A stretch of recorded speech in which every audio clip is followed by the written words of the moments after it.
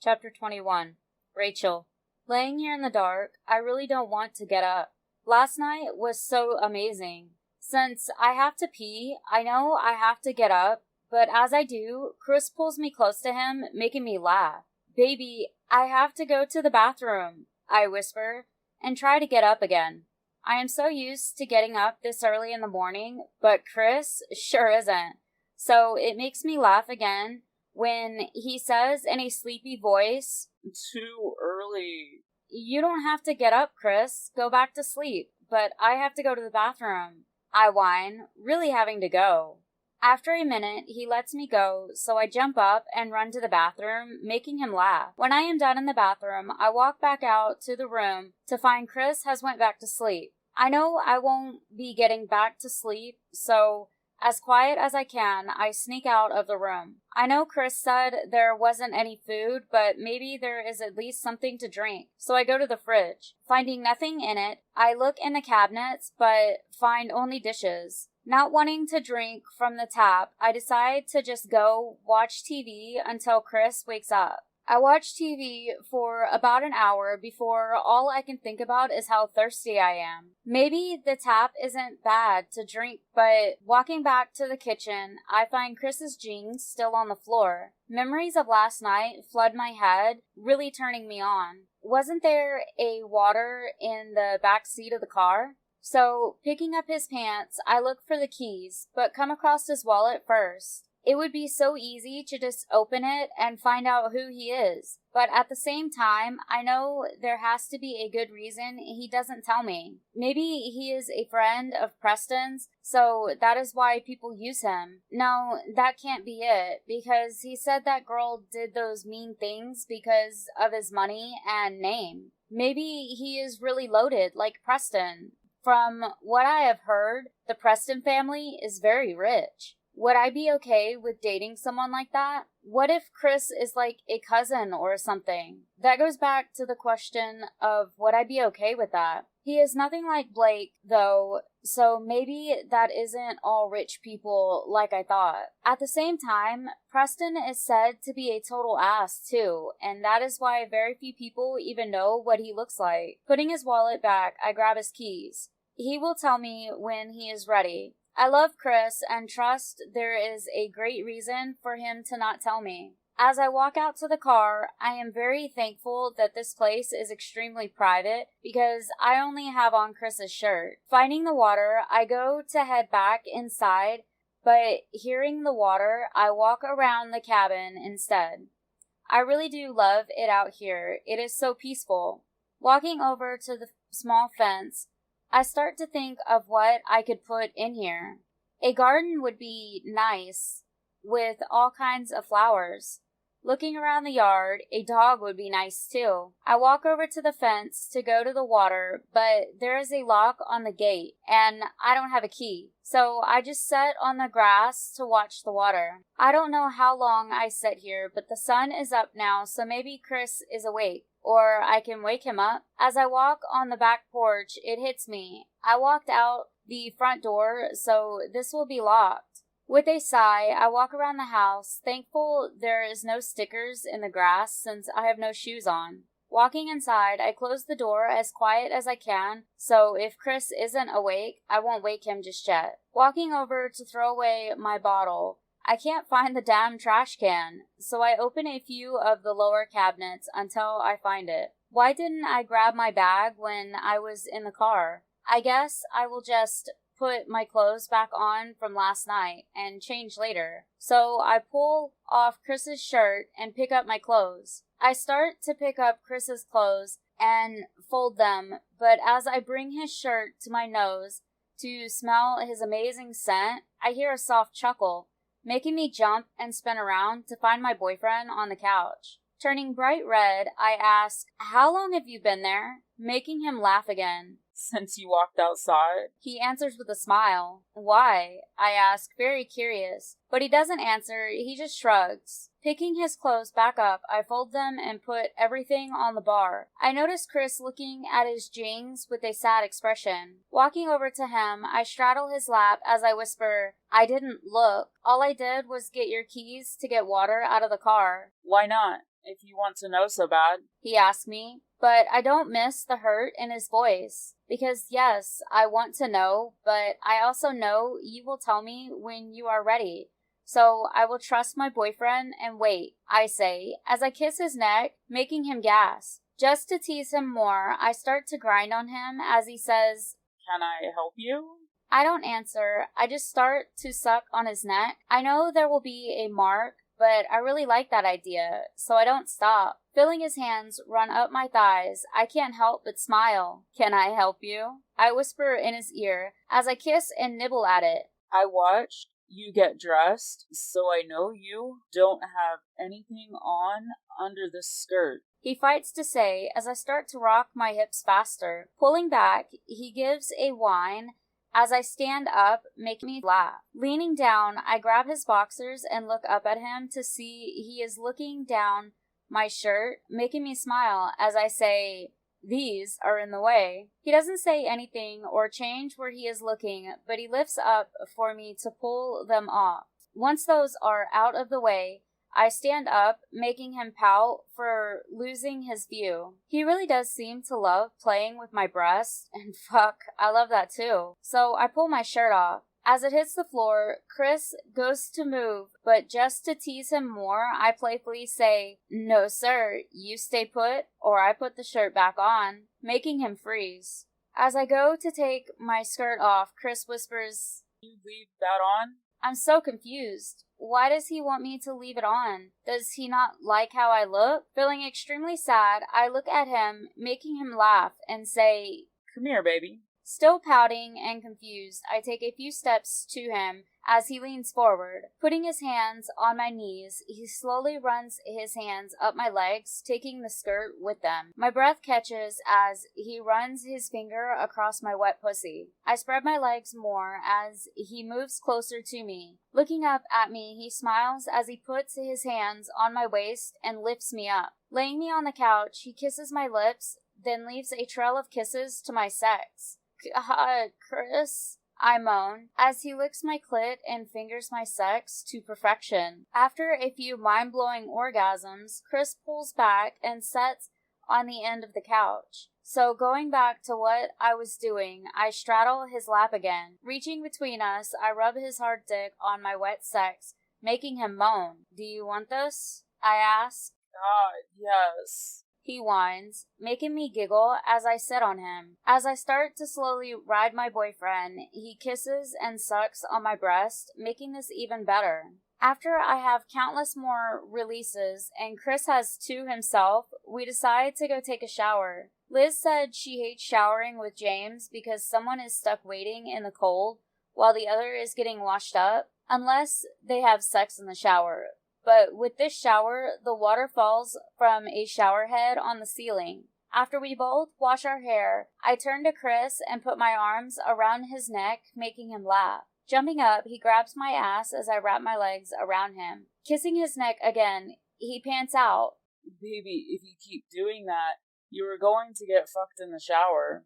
Pulling back to look at him, I bring my hand to his mouth to run my finger across his lips as I whine, What if that is what I want? He looks so deep in thought, I really wish I knew what he was thinking. After a moment, it hits me. Does he think all of this is because I looked in his wallet? Not saying anything, I get down as he just watches me. Next time, I whisper, and find the soap to wash my body. Feeling hands on my stomach, I jump at first as he lays his head on my shoulder and whispers, Sorry. I don't say anything, but it's not like I even know what to say. So instead, I just run my fingers through his hair. After our shower, I notice Chris is still pouting. Standing there in my towel, I look around as I grit, Damn it. Chris turns to me, only making me laugh as I tell him, I didn't get my bag out of the car before I got in the shower. I'll get it. He laughs as he pulls a shirt on. Getting one of the shirts out of the closet in here, I walk out to the living room. Handing me the bag, Chris kisses my neck and whispers, I can get you clothes for here. I don't say anything. I just open my bag to find clothes. But I leave Chris's shirt on, making him smile for a moment before going back to looking sad. Can we get the bike before we go to the shop? I ask, getting a confused look. So I pout, did you change your mind about teaching me to drive that car? Gaining a laugh. That's fine, He says, and I hate how upset he sounds, but I know even if I ask, he won't tell me. Getting in the car, I find my phone to text Liz. Last night was great, and this morning. LOL, what are you doing today, other than Chris? Going to get his bike, then going to the shop. What are you doing? Nothing. James is going to the shop to work. You are with your boyfriend. I don't want to really hang out with anyone else today. Can James ask Preston if you can go with him today? I will be with Chris, so maybe he wouldn't mind, and I would really like to talk to you. James said he will ask. What's wrong? I thought you said you had an amazing time. Just as I read Liz's text, Chris's phone goes off with a text. It has to be just a coincidence, right? I did, but it's hard to explain on a text. I understand. As soon as James gets an answer, I will let you know. If I can't go, though, we can call and talk. How are you younger than me? No clue, sis. Looking over at Chris, he looks like he is in deep thought.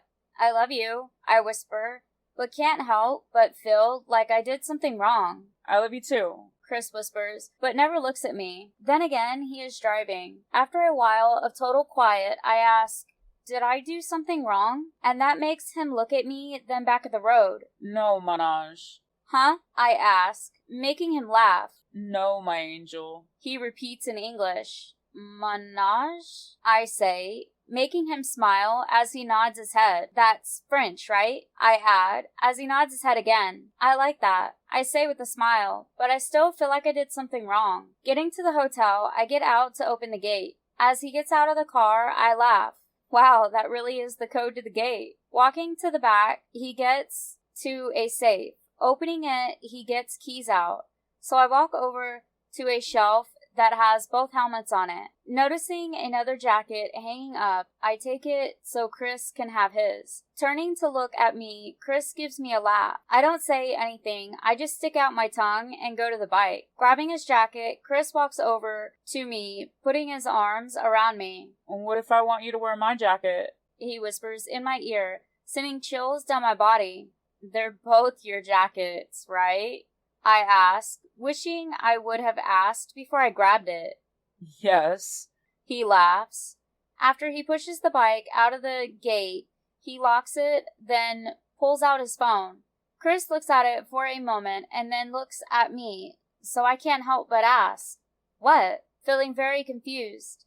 He doesn't say anything, he just shakes his head and sends a text. But the look on his face is like he isn't sure. Getting on the bike, Chris holds his hand out to help me, but never looks at me.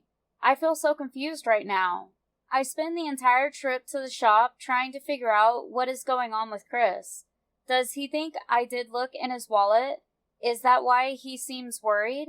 Why would me knowing who he is be that big of a deal? I have so many questions I really want to ask. Pulling into the fence around the shop, I notice not only my brother's car, but also a car from last night. Then there is James's car and a few others that I don't know. We don't park out with the other cars. Chris pulls in the shop. No one questions him or says anything as we get off the bike. Hey, sis. Josh says, walking over to me. Getting right next to me, he whispers, What is wrong? I don't answer him at first. I just watch Chris walk to some stairs. After Chris walks in the door at the top of the stairs, I turn to my brother. I don't know, I say, not even trying to hide how sad and hurt I am. I turn back to the door Chris went in to see Max walking in the room. I'm so lost and confused at the moment, I don't even notice my best friend walk up next to me. When she wraps her arms around me, I jump, making her laugh. Looking at my brother and James, I say, he thinks I looked in his wallet, and now he is, well, and hold my hand up to the door he is in. Well, that explains that, Josh says as I turn to him. No, it doesn't, I snap, getting annoyed. Josh goes to say something, but I don't give him a chance before I walk off. Walking outside the shop, I look for that car Chris said he would teach me to drive, but I don't see it. Turning around, I notice everyone watching me, but that only adds to how annoyed I am. I hate to start trouble at his job, but I'm so confused. I wish I had my car to go for a drive right now. The Derek guy walks up to me and hands me keys. I look at him as he laughs. Want to drive? Drive what? I ask. Kinda rude, but don't care at the moment. When my brother gets that look, he just wants to drive. Brother! I yell and look over to see Chris standing at the door with Max. Who the fuck are y'all? I grit, but get a confused look. Okay, I get not knowing Chris, but you don't know who I am? He asks, and I am so pissed at this point. Why the fuck would I know you? I fuss, wanting answers. Well, that is a first. He says, looking very hurt. Looking at the keys in my hand, they have a keypad, so I hit the button to find what car they go to. A Dodge Challenger honks, so I walk over to it. Just before I get in, I look at Derek and ask, how do you know I won't mess up the car? Making him laugh. When he can breathe again, he answers, For one, not my car. And for two, I don't care about the car, but if you get hurt, he will kill me. Derek says, pointing to Chris, who looks like he isn't sure. Not caring at the moment, I jump in the car and take off to the track, going through the gate that Chris did last night.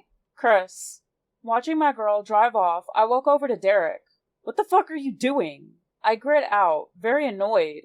You want her? Go get her. But if you only want to fuck with her head, then leave her alone.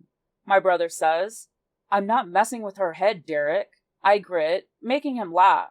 Grow the hell up, he says, and walks away. I stand there in the middle of the parking lot, just looking to the track. What does he mean that I'm messing with her head?